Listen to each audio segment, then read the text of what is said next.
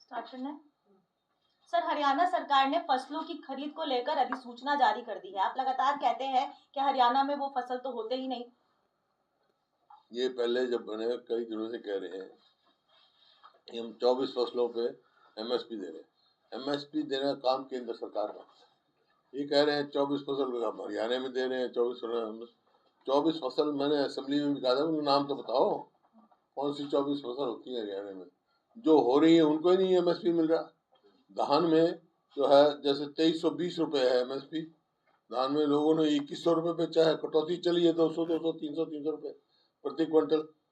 और किसी को शक हो तो मंडी में जाके पूछ सकते हैं, किसानों को इकट्ठा करके पूछो किसान क्यों कर रहे हैं।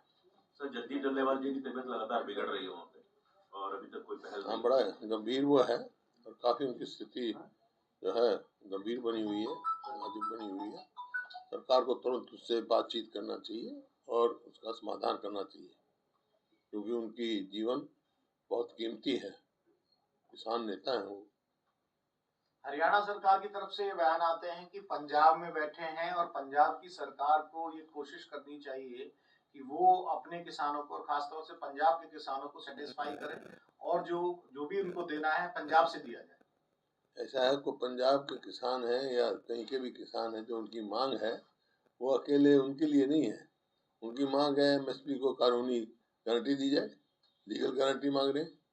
और एमएसपी का भाव जो है C2 फार्मूला प्लस 50% स्वामीनाथन के फार्मूले पे दिया जाए, तो उनकी मांग बिल्कुल वाजिब है, जायज है।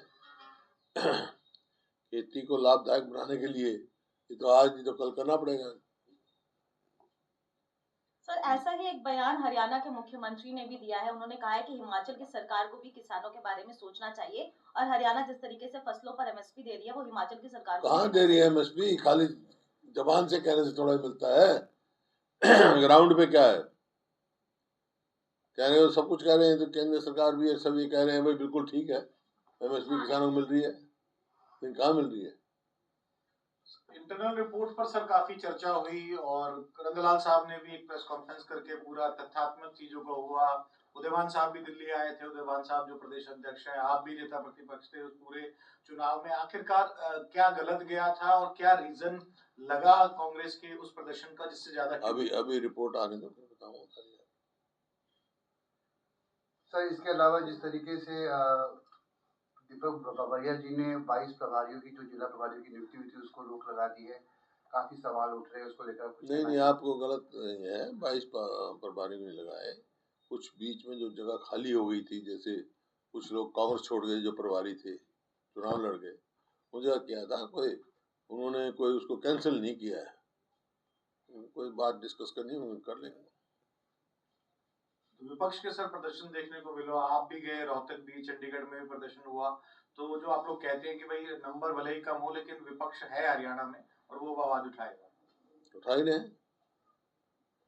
ये तो खैर, ये तो कल का जो प्रदर्शन था वो तो पूरे देश में था, संविधान के मामले में, डॉक्टर अम्बेडकर के उसके मामले में। सर, मनु भाकर को खेल से जुड़ा हुआ जो अवार्ड है, खेल रत्न है, वो देने की बात लगातार कहते हुए कांग्रेस के कई नेता सामने आए, लेकिन मनु भाकर ने उन तमाम चीजों पर विराम लगा दिया, ये कहते हुए कि मुझसे फॉर्म भरने में कुछ गलती हो गई थी। तो फिर क्या किस तरीके से इस तमाम चीज को आप देखेंगे? क्योंकि तो गलती होगी तो सुधारा जा सकता है, उनको मिलना चाहिए, वो डिजर्व करती है। सर, आगे हरियाणा की राजनीति में कांग्रेस का रोल और कांग्रेस की खुद की जो संगठनात्मक चीजें हैं, किस तरह से सीनियर मोस्ट लीडर है आप सब, दो बार के सीएम रहे हैं, नेता प्रतिपक्ष रहे हैं, आपको क्या लगता है अब यहाँ से कांग्रेस की जो राह है हरियाणा में किस तरफ जाएगी और उसके लिए क्या चेंजेस करने की जरूरत है? कांग्रेस मजबूत है, ऑर्गेनाइजेशन बनाएंगे, कांग्रेस का मजबूत ऑर्गेनाइजेशन बनाएंगे। संगठन अभी वोट शेयर बराबर का है हमारा, लोगों ने से नहीं आ रहे हैं। संगठन दिख सकता है आने वाले दिनों। हाँ, बनना चाहिए।